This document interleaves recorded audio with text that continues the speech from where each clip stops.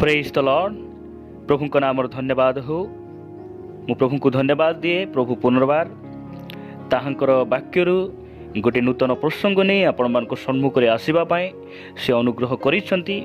सेतिपाई मु परमेश्वर का नाम प्रशंसा करे। आज सेवा कार्य आपण समस्त को आंभ मान उद्धारकर्ता प्रभु जीशु ख्रीष्ट नाम स्वागत जनाए। ख्रीष्टरे प्रिय भाई एवं भौणी माने आज आम जो प्रसंग उपर कथबार्ता हेबा से प्रसंगर शीर्षक है जड़े ख्रीष्ट विश्वासी केउठारु सावधान रहिबा उचित। जड़े ख्रीष्ट विश्वासी भाव में केउठारु सावधान रहिबा उचित। यही प्रसंग उपरे आमे परमेश्वर वाक्य नहीं अल्प समय आमे कथबार्ता हेबा।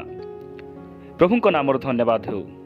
प्रिय माने आमे अनेक समय रे अनेक गुड़ाई विषय ठारू सावधान न हेबारु आमे सतर्क न हेबारु समस्यार सम्मुखीन हेबाकू पड़ी थाए, दुखर सम्मुखीन हेबाकू पड़ी थाए, एपरिकी पापरे पतित हेबार मध्य संभावना पड़ी थाए।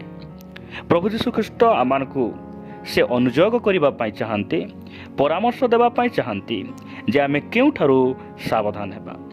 आसंतु आमे परमेश्वर वाक्यरु प्रथम विषय आमे देखिबा जे आमे जणे ख्रीष्टंकर लोक भावरे आमे ताहांकर जड़े विश्वासी भाव में केउठारु आमे सावधान हेबा। प्रभु तांकर वाक्य जरिया से आम मान परामर्श देवाई चाहती। प्रथम विषय आमे देखिबा मार्क लिखित सुसमाचार 8 अध्याय 15 पदरे प्रभु जीशु ख्रीष्ट एई प्रकार से कहती। एठारे ए प्रकार लिखा जाए, पर जीशु सेमानंकु दृढ़ आज्ञा देले, सतर्क हुओ, फारुसी मानंक और हेरोदंक खमीर ठारू सावधान होई थाओ। प्रिय प्रभु को लोक माने प्रभु को नाम धन्यवाद हो। एठारे प्रभु जीशु ख्रीष्ट दृढ़ आज्ञार सहित गुरुत्वपूर्ण भाव अति महत्व भाव से आमानकू सतर्क करिबा पाई चाहंती जे हेरोदंक खमीर ठारू आउ फारुसी मानक खमीर ठारू सावधान होई थाओ। मु आपण मानकू फारसी मानक खमीर विषय मु कहू नहीं, हेरोदंक खमीर ठारू आमे सावधान हेबार अछि। एही कथा मु आपण मानकू कहिबा पाई चाहे। प्रिय प्रभु को लोक माने खमीरर अर्थ आमे कोन बुझू? खमीर बोली कहिले पाप आ दुष्टता को बुझाए, जहाँकि यार उत्तर आमे प्रथम करंतिय 5 अध्याय 6 रु 8 पद मध्य आमे पाई परिबा। खमीरर अर्थ दुष्टता आ गोटे पापमय स्वभाव को बुझाए। तो हेरोदंक स्वभाव ठारू सावधान रहिबा पाई प्रभु जीशु ख्रीष्ट आमानकू से सतर्क करांती। आसंतु आमे देखिबा जे हेरोदंक ठारू प्रभु जीशु ख्रीष्ट सावधान रहिबा पाई आमकू काहींकि से कहंती। आउ हेरोदंक ठारे ए प्रकार कोन स्वभाव थिला जे प्रभुंकर अर्थात जीशुख्रीष्टंकर गोटे घृणार विषय थिला जे से स्वभाव को से पसंद करू नथिले। आज से आमानकू शिखाउचंती से स्वभाव तुम ठारे न थाओ, से स्वभाव ठारू तुमे सावधान रही थाओ। एई कथा से आमानकू कहिबा पाई चाहंती। जदि आमे हेरोदंकर स्वभाव को आमे देखिबा से ही मार्क लिखित सुसमाचार 6 अध्याय के जदि आमे जिबा, एठारे प्रकार लिखा जाए जे 19 पद जदि आमे पढ़ू, सेतिरे हेरोदिया तांको प्रति ईर्षान्वित होई तांको बोध करिबा निमंते इच्छा करुथिले। एठारे ए प्रकार लिखा जाए, कारण जहन हेरोदंकु कहुथिले आपणा भाईर भार्य को रखिबा आपणकर विधि संगत नुहे, सेतिरे हेरोदिया तांको प्रति ईर्षान्वित होई तांको बोध करिबा निमंते इच्छा करुथिले, मात्र पारु नथिले। प्रिय माने प्रभु जीशु ख्रीष्ट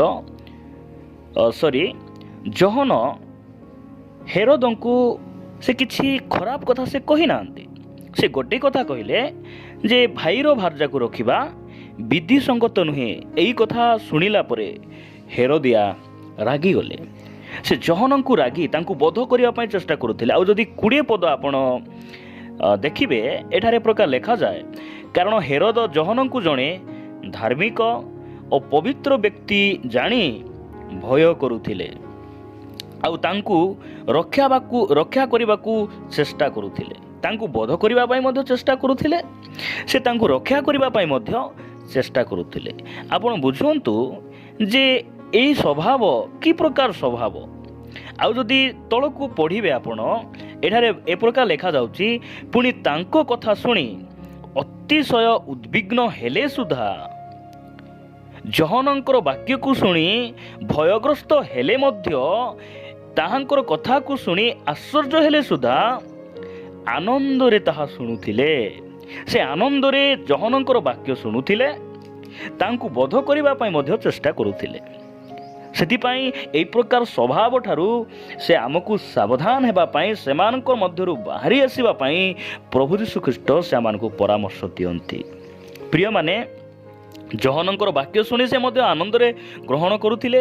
ଆଉ ଯଦି ଆପଣ ମାଥିଉ ପୁସ୍ତକକୁ ଆସିବେ, ମାଥିଉ ପୁସ୍ତକ 14 ଅଧ୍ୟାୟ 6 ଆଉ 7 ପଦ ଯଦି ଆପଣ ଦେଖିବେ, ସେଠାରେ ଏ ପ୍ରକାର ଲେଖାଯାଉଛି, କିନ୍ତୁ ହେରୋଦଙ୍କ ଜନ୍ମଦିନ ପଡ଼ନ୍ତେ